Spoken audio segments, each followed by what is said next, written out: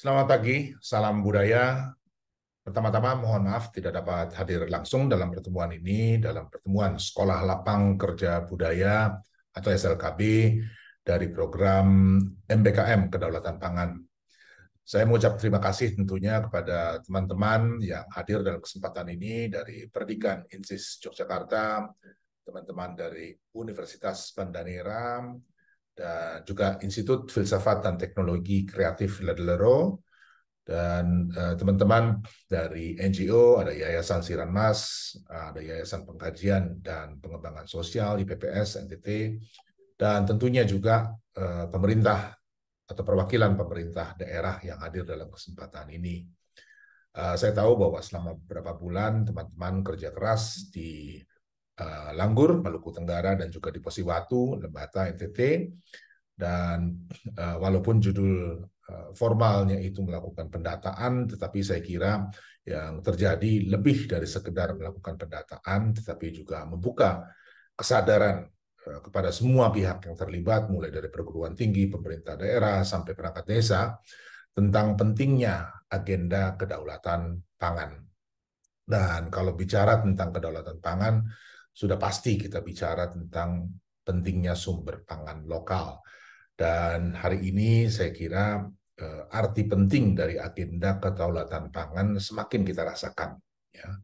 Krisis pangan yang terjadi hari ini justru karena sistem pangan global yang modern itu ternyata sangat rentan terhadap guncangan perang di Ukraina dan Rusia, ditambah lagi sekarang apa yang terjadi di Gaza.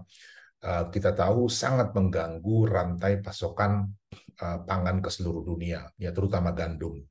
Dan industri pangan di mana-mana kekurangan bahan mentah, ya harga-harga naik, dan karena tidak adanya sumber pangan lain, maka krisis kemudian terjadi. Dan kita tentu heran di Indonesia ini terutama ya, karena Indonesia adalah negeri dengan sumber pangan yang begitu luar biasa, sangat berlimpah, tapi justru kita setiap hari mendengar berita atau mengikuti berita tentang terjadinya kekurangan bahan pangan. Kita mendengar banyaknya kasus stunting, kurang gizi, dan seterusnya. Ya, bagaimana mungkin sebuah negeri yang dianugerahi sumber pangan yang berlimpah harus mengalami semua problem itu, dan itu tidak lain karena besar atau tingginya ketergantungan terhadap industri pangan global tadi.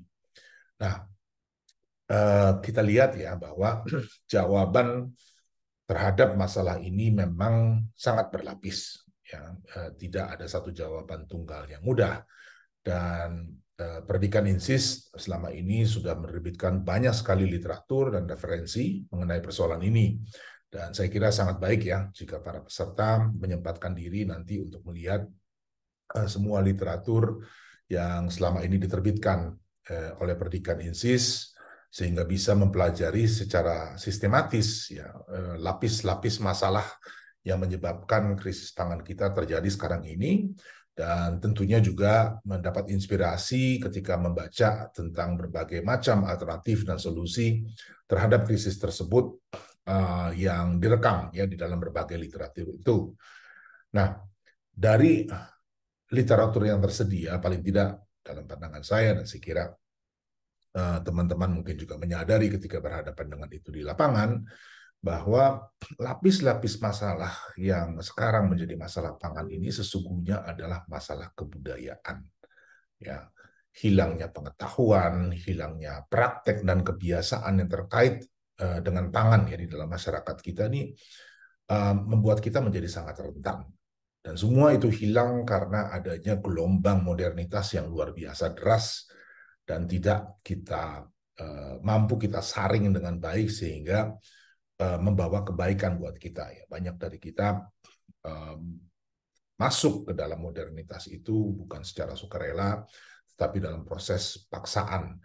Dan akibatnya kemudian banyak dari kita menjadi sangat bergantung pada sumber pangan yang berasal dari luar kita sendiri. Ya.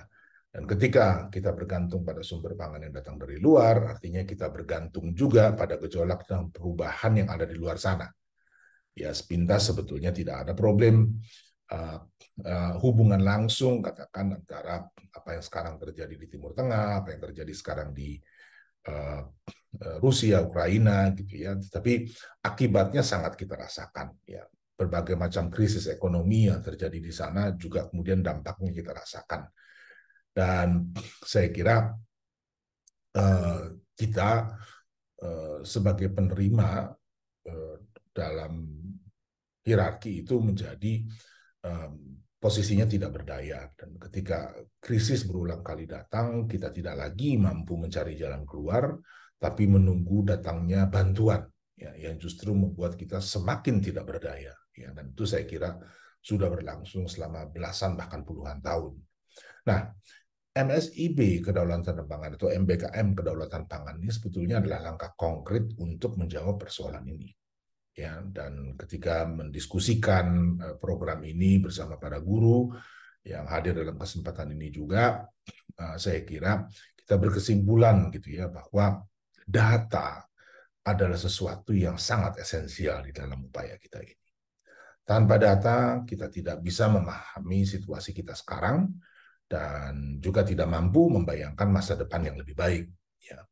Dan dari kegiatan rintisan ini saya kira kita belajar banyak, ya, tentang bagaimana mengorganisasi data di tingkat desa, bagaimana melibatkan seluruh elemen di dalam masyarakat, dan saya kira dalam semangat kebersamaan itulah, ya, kita bisa, ya, menjawab tantangan yang lebih besar, ya. Jadi pengalaman itu sangat berharga, dan saya berharap, ya, bahwa dalam workshop ini kita juga bisa merekam semua pengetahuan dan pengalaman yang sangat berharga yang muncul selama kegiatan berlangsung, ya, sehingga bisa menjadi bahan pelajaran bagi kita ke depan.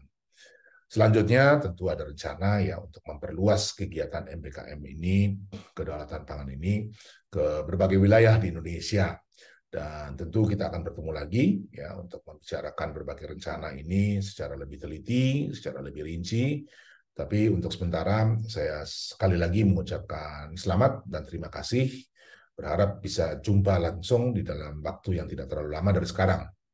Jadi saya akhiri, ya, selamat berkegiatan dan salam budaya.